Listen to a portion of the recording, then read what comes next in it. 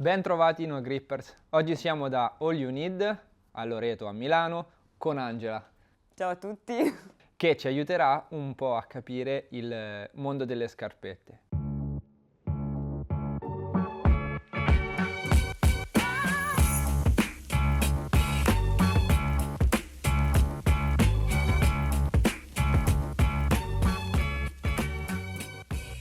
Abbiamo chiesto ad Angela di aiutarci a capire come poter scegliere le scarpette, quindi abbiamo diviso in tre tipologie: principianti, intermedi e professionisti. Partiamo dalle scarpette per i principianti? Caratteristiche principali che deve avere una scarpetta da principiante di base sono una suola particolarmente rigida, non arcuata, leggermente asimmetrica, però di base deve seguire diciamo, la struttura del piede per far sì che il piede dell'arrampicatore sia in una posizione diciamo, corretta. Non soffri troppo all'inizio, Esatto, se no scappano esattamente, subito. esattamente.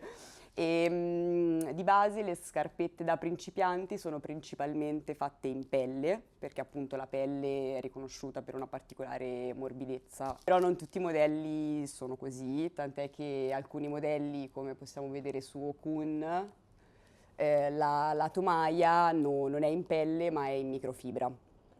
E questo fa sì che la scarpetta sia leggermente più rigida, però allo stesso tempo fa sì che non perda la struttura iniziale ma la mantiene. Esatto, quindi tendenzialmente diciamo cede meno, no? La Esatto, scarpetta. esatto, tende a cedere meno rispetto a quella in pelle, tant'è che in una scarpetta in pelle generalmente consigliano di scendere molto di più col numero rispetto a quella in microfibra. Però questo è il mio consiglio personale. All'inizio non scendete troppo perché sennò poi soffrite Esatto, soprattutto come la prima scarpetta almeno. esatto, infatti come prima scarpetta si consiglia di scendere mezzo numero, un numero in meno, ovviamente dipende sempre dal brand che viene scelto. Esatto. Difatti farei una piccola premessa. Oggi facciamo un discorso un po' generale sulle varie scarpette, ma non esiste la scarpetta perfetta perché vanno provate, ognuno ha un piede diverso e oggi qui a All You Need abbiamo una serie di brand e di scarpette, naturalmente non possiamo farle vedere tutte. Abbiamo cercato con Angela di selezionare più tipologie e più marchi, darvi un'idea di quello che potreste andare a trovare in un negozio, però poi dovete andare o venire Esatto, e provarle, e provarle. importante, esattamente. Le vogliamo guardare un attimo al volo così riusciamo Sì, a sì. dare un'idea anche più... Ok, quindi per suola intera, quindi si intende che sia ovviamente suola completamente unita, dove di base non hai la suddivisione tra le due suole. Scarpette da principianti a partire dai 80 a un massimo di 100 euro per i vari brand. Entry level per le scarpette abbiamo Quindi, selezionato esatto, le Tarantula della sportiva. sì, che si aggirano intorno agli 85. Ok, E poi andando a salire abbiamo Scarpa, con, che siamo intorno ai 100. con la Velocity. Esatto. E la Striker, che qua invece andiamo a scendere col prezzo e si aggirano intorno agli 80 euro.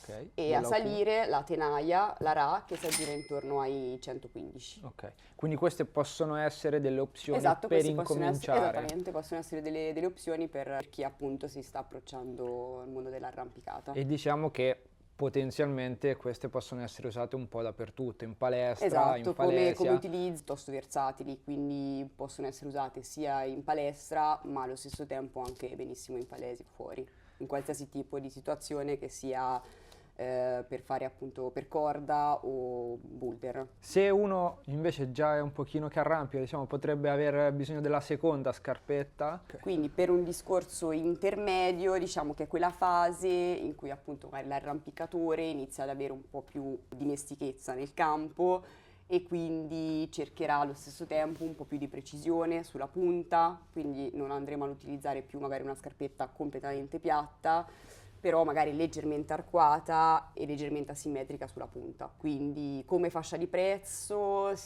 vanno dai 100 a un massimo di 140 più o meno. Anche qui per i materiali può essere utilizzata sia la pelle che la microfibra. Possiamo trovare scarpette sia con lacci che col velcro, che anche il laccio può essere un'ottima alternativa perché comunque rende la scarpetta regolabile Certo, e soprattutto in una esatto, più avvolgente, soprattutto in una scarpetta dove magari appunto è il discorso della pelle, avere il laccio può aiutare proprio nella regolazione. L'abbiamo già detto tante volte, la scarpetta è soggettiva e anche il laccio, no? E lo Esatto, stretch è perché dipende soggettivo. comunque anche dalla forma del piede, ovviamente pianta stretta, collo alto del piede, il laccio rende Aiuta la di scarpetta più avvolgente rispetto a quello che può essere il velcro. Qui abbiamo selezionato Okun. Okun, sì, dove qua avremo sempre una suola unita, però la punta andrà leggermente verso l'interno, Ok. quindi ovviamente più asimmetrico e fa sì che ovviamente il peso verrà scaricato tutto sulle dita davanti, in particolare sull'alluce, quindi anche questo che rende la scarpetta un po' più avanzata rispetto a un livello principiante. Questa incomincia anche a avere un po' la punta Esatto, rinforzata esatto, per rinforzata.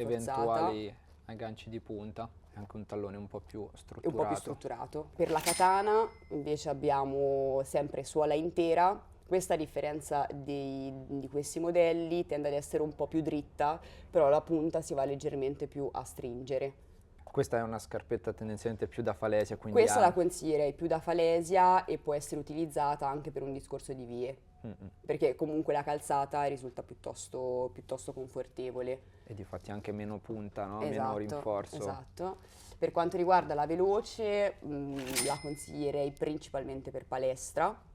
Sì, anch'io la E uso. molto Io uso morbida, questa. esatto, molto morbida. Ovviamente non è super strutturata come può essere una katana o una pantera, però appunto per gli allenamenti intensivi in palestra può essere un'ottima scelta.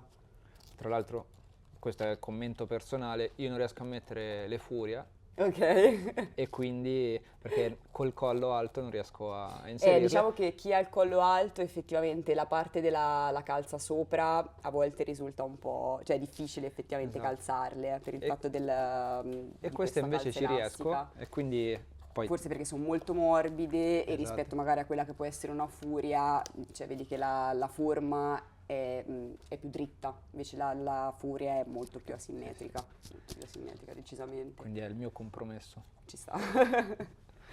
E poi Per quanto riguarda la Pantera, questa è tutta microfibra, completamente in microfibra e suola intera e leggermente asimmetrica. Anche per questa scarpetta qua l'utilizzo direi che è principalmente falesia, però può essere comunque utilizzata benissimo anche in palestra. allora passiamo alle ultime Sì, scarpette, quelle da quella è un po' pro. più da pro. Allora, qua la fascia di prezzo si aggira dai 140 a un massimo di 160, come possiamo trovare appunto nella Distinct Low Volume, che è quella uscita recentemente. E principalmente diciamo che la caratteristica di queste scarpette ovviamente sono più aggressive, lo possiamo notare dalla forma, che quindi sarà una forma più arcuata. Diciamo che come struttura, cioè, sono stati creati dei tensionamenti un pochino più ovviamente più aggressivi sulla parte del tallone che per quanto riguarda la punta. Hanno molta più gomma sulla punta, tallone e lo spessore ovviamente di solito si va a ridurre per il discorso della sensibilità, perché ovviamente scarpetta più arcuata, più morbida, rende il piede più flessibile, però anche più sensibile sugli appoggi. Sì, poi forse queste sono tutte da boulder, quindi si nota particolarmente Esatto, la parte punta proprio- rinforzata. sì. E poi avranno una suola spezzata. Ovviamente indossare una scarpetta morbida fa sì che ovviamente la nostra muscolatura sia ovviamente abituata a sostenere il peso del corpo Certo. che scarica tutto su una minima parte, in questo caso sull'alluce, Esatto, che è esatto. quello che differenzia appunto anche da una scarpetta un po' più piatta o suola intera. Però appunto come dicevi dà maggior sensibilità e quindi Esatto. precisione. Sì, tra tutte queste direi che quella più, diciamo, sensibile è la Drago, che ha proprio uno spessore di gomma inferiore ed è molto molto morbida. E la mescola che viene usata sotto è la Grip, la XSH Grip, che è quella più morbida appunto. Sì, infatti è una delle scarpette più usate anche in competizione. Esatto, sì. Molto usata in palestra, però c'è chi la usa comunque anche in falesia. Abbiamo selezionato Tenaglia, Sì, la Indalo, qui sempre appunto suola spezzata, gli ali sono cotone e microfibra, che questa non è una scarpetta in pelle che di base diciamo che come calzata si avvicina molto alla sportiva, quindi anche qua consigliano di scendere un sacco col numero. Ok. Cioè poi dipende dal tipo di calzata che uno cerca, però tendenzialmente si tende a scendere molto. Per quanto poi non cede più di tanto. Esatto, esatto. Ok. E poi per quanto riguarda scarpa, abbiamo la Instinct Low Volume, dove qua diciamo che come struttura è un po' più, cioè come scarpetta è molto più strutturata, proprio sul discorso, cioè punta, spessore della gomma, e proprio anche come calzata, generalmente scarpa consigliano di non scendere troppo, proprio per Sì. il discorso dei materiali che di base tende a cedere meno. Poi in particolare, secondo me, hanno un tallone molto tirato Esatto, e quindi esatto. se si scende troppo si Poi fatica rischi poi che, esatto, nell'inserire. sì.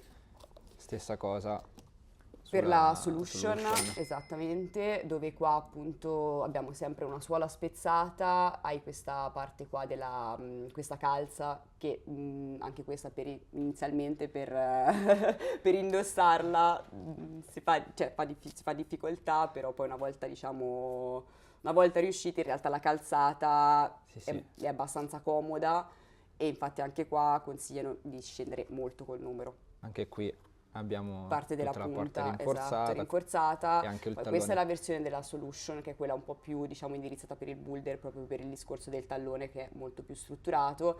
Poi abbiamo l'alternativa della Solution Comp, dove di base la differenza sta sul tallone, che è un po' più sottile e leggermente più morbida, proprio tutta la scarpetta. Ok. Grazie, questi dettagli non li sapevo neanche io. Poi abbiamo la Wild Pegaso, White Climb, anche questa è uscita recentemente, a differenza delle altre è un'alternativa con il velcro, perché almeno i modelli che abbiamo noi qua in negozio di base sono, a parte i modelli vecchi che sono le Pantera Soft, però sono quasi tutte con i lacci.